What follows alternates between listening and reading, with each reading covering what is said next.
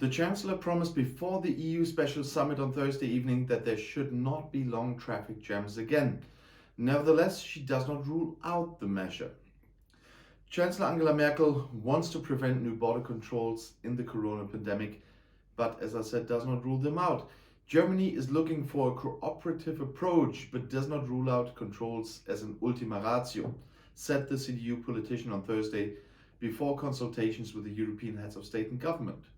Merkel assured us that there would be no long traffic jams at the borders, as it was with the first closings in spring.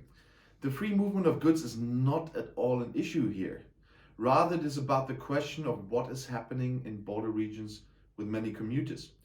Germany will help to ensure that commuters can be tested. In addition, one is also in discussion with the countries of origin. For the first time, the EU Special Summit on Thursday evening should be about mutations of the coronavirus, which are considered to be much more contagious. She expects that the group of EU states will agree on common precautions when entering from Great Britain or South Africa, where these mutations are already more widespread, said Merkel. Germany has already introduced mandatory testing for travelers from these countries. Industry Association warn against national solo efforts. The Federal Association of German Industry, the BDI, has warned against going it alone at border closings within the EU to combat the corona pandemic. Despite lockdown measures, the cross-border movement of goods must function and the value chains remain intact, otherwise Europe faces an even stronger economic slump than in spring 2020. BDI President Siegfried Russwurm announced on Thursday. He warned of supply bottlenecks, among other things, for drugs and protective goods.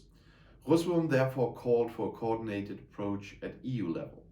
In order for corona containment to succeed in Germany and Europe, the federal government must again coordinate planned containment measures across Europe much more intensively than it did recently, said Russwurm.